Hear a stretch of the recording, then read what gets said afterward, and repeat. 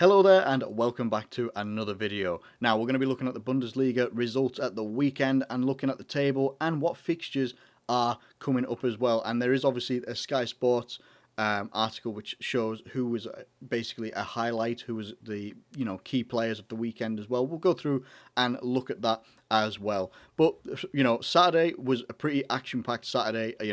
A couple of high-scoring games as well. Only 2 draws. There was only 3 draws across the whole weekend out of 10 games. I think, is it 10 games? Was it 1, 2, 3, 4, 5, 6, 7, 8, 9? 9 games. 1, 2, 3, 4, 5, 6, 7, 8, 9. Yeah, 9 games.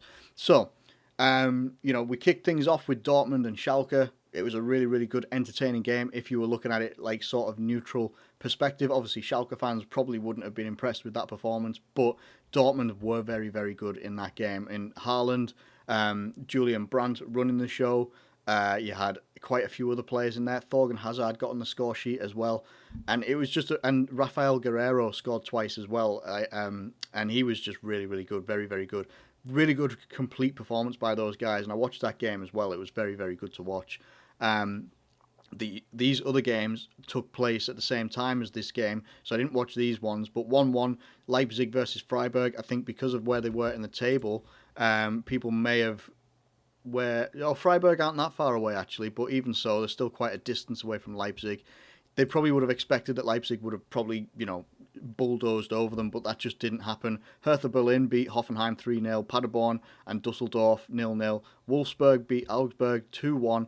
And then the final game of Saturday, which was on TV as well, which was on BT Sport, Mönchengladbach versus Eintracht Frankfurt, and that was a very good game as well. Frankfurt only got a goal back in the 81st minute. Mönchengladbach were very, very good in that game as well. You move into Sunday. Cologne versus Mainz was a very good game as well. Cologne went 2-0 up in front, quite early on. But Mainz were attacking very, very well. I've said this in a previous video as well. They were attacking quite physically with pace, and you just sort of felt that like it was one of those games where Mainz seemed like they were having the better, more threatening attacks and just weren't able to get the end product there, whereas Cologne were able to sort of get themselves in the right areas, and as soon as they hit the trigger, it would go in, and it would hit the back of the net for them. Mainz fought their way back in to 2-2, and if there was any team in the end, stages of the game that were going to score a goal, I felt it was going to be Mainz. But 2-2 is probably a fair result overall. Mainz probably a little bit disappointed that they couldn't get things clicking into gear earlier. Otherwise, I felt that they probably would have walked away with a victory there. Bayern Munich beat Union Berlin. I think Union Berlin are like near the bottom of the table as well, but they did make it difficult for Bayern Munich as well at times. It was a Lewandowski penalty and a header from Benjamin Pavard as well that basically sealed things up for Bayern Munich. It was, possession-wise, it was in Bayern Munich's court for sure, but I don't think they really displayed their true quality. But at the end of the day, probably a factor of their true quality as well is the fact that they are the top team in Germany. They are top of the table right now, 4 points ahead now, after Dortmund won at the weekend as well. But Bayern Munich are 4 points ahead. They are experienced. They've got a lot of experienced players. Their experience, maturity, and quality actually probably did get them over the line in this game without being overly impressive. So you move on to Monday night's game. Bayer Leverkusen, Werder Bremen, 4-1. And this was a good game. This was a really good game. Kai Havertz was immense in the first half. Really, really. Now, Jebri Selassie scored for Werder Bremen either side of Kai Havertz. But this was, if you go and look at the stats as well, like Leverkusen, in terms of things like possession, shots on target, were absolutely all over them. Better passing, better clear-cut chances, more corners, less tackles and such like that. But as they were the team that's in the majority of possession, that would be a very true reflection of the statistic of why they would have fewer tackles and aerial duels and stuff like that as well. So they were very, very, very good in this game. Very clinical. Demirbay getting on the score sheet as well. Weiser getting on the score sheet there as well. But a lot of people were looking out for Kai Havertz as well. And he is one of the players that comes up in the scouting report over the weekend. Obviously, Erling Haaland, what a player. At 19 years old, and he arrived at Dortmund for 17 million. The player that was touted to be signed by Ole Gunnar Solskjaer at Manchester United ended up going to Dortmund. And between RB Salzburg and Dortmund, nothing's changed. He's still scoring goals. He's scoring ridiculous amounts of goals. He is just redonkulous in front of goal. Like, even the goal that he scored in this match at the weekend was just pure brilliance in attacking movement, in attacking positioning, and just getting on the end of the ball. It was a really well worked goal. Very, very, very good. You can't say enough about the lad. He's 19 years old, and he is possibly going to be one of the best. If he continues on this upward arc that he's got right now, if he continues his development, which at Dortmund he's at the perfect place in my opinion. I am not slating Manchester United just because I'm a Liverpool fan. I'm not slating Manchester United in general, actually, when I say this. Dortmund will be the best place for Haaland to be to develop into a complete striker than possibly anywhere else in the world. I actually genuinely can't. I would even say, even over Liverpool, I think that his style of play suits Dortmund down to a T. You know, him and Sancho, what a partnership they are, but the rest of the team as well. Julian Brandt coming to the forefront, Thorgan Hazard getting his shots as well. I mean, it just seems to be a very cohesive unit, a young unit, but it's working so well together. They literally do look made for each other, and it's a absolutely brilliant move by Erling Haaland to move there. Alphonso Davies, the Canadian dream, is at left back. You know, he is another young lad. I can't remember how old he is. Don't know if it says in here. 19 years old as well. Played very, very well. You know, it's just one of those things. He played very, very well. It's very difficult at that age to come through. You look at like Trent Alexander-Arnold at Liverpool, how he comes through.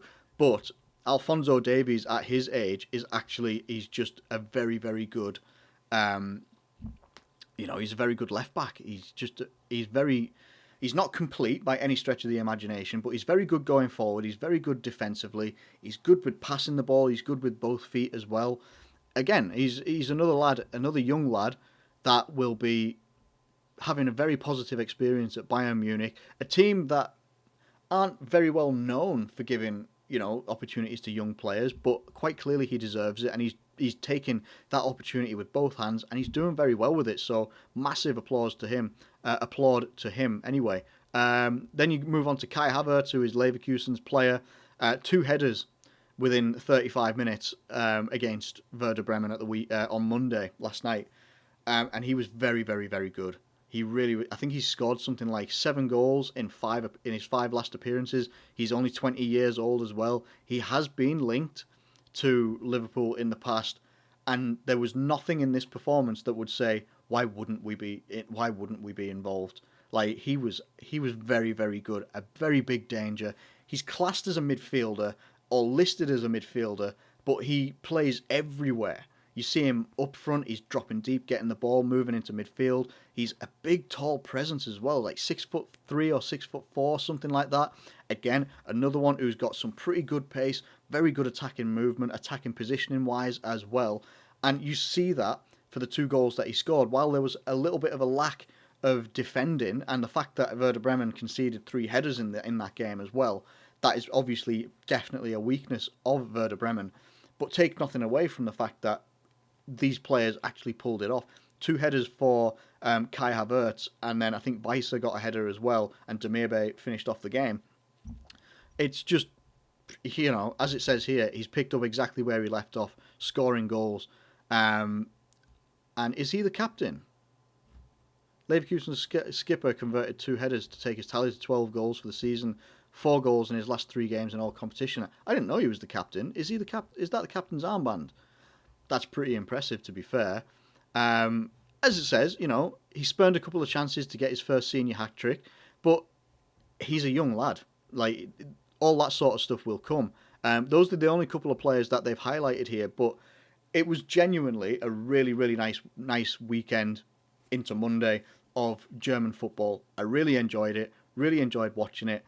I feel I would watch it more as well when the Premier League is back if they weren't on at the same sort of times. It's difficult to. I've done the whole like watching 2 to 3 games at the same time, and it's actually quite difficult to keep on top of everything. You don't always realize how quickly you can just miss a piece of action and like, oh my god, why is that 1-0 already and stuff like that. Obviously the Premier League is my priority, but it's really, really good to see not just the young talent, but actually just to see these guys doing very, very well as well. So listen, like as we'll look at the table as we finish off here as well. This is the whole table. Obviously, there's only 18 teams in the Bundesliga. Paderborn rooted to the bottom of the table, but only 1 point behind Werder Bremen. Werder Bremen, being one of those teams. Why did I think Union Berlin were at the bottom of the table? Okay, I've got that completely wrong when I've read it. Fair play. They aren't at the bottom of the table. I got that wrong. I should have looked beforehand. Two Berlin teams are right next to each other, though. Whether that says anything. Top of the table, you got Bayern Munich 4 points ahead with a vast superior goal difference over everybody else. Dortmund 4 points behind. Gladbach 2 points behind Dortmund. RB Leipzig will be wanting to pick up because they've got a team hot on their tails after a high-scoring performance in Bayer Leverkusen, and they'll be looking for that Champions League spot as well. So Leipzig have got to be careful. Like, they cannot drop their performances too much, or it will definitely signal the end of Timo Werner's time, in my opinion, at Leipzig.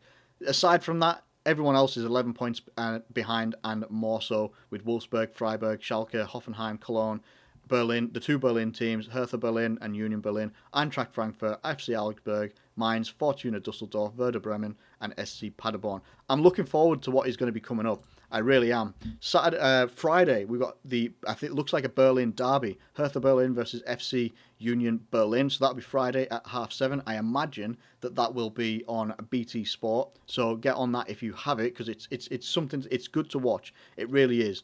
A good set of games here, challenging one here. Mönchengladbach versus Bayer Leverkusen, and if you look at the table, that is they're two places and 2 points apart as well. That should be a really good, entertaining game.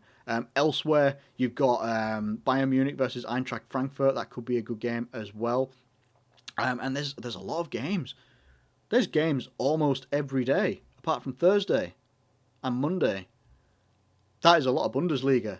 I can get on board with that. I really can. Listen, I'm going to end this video right here, right now. But let me know what you think of this video, first of all. Just sort of like looking at the Bundesliga, like an overview of everything that's happened. Let me know if you want me to continue them as well, because I'm so happy to continue doing them, as well as any Premier League news and stuff like that we might get as well. Thank you ever so much for watching this video. If you have enjoyed it, please do like it and subscribe if you're new around here.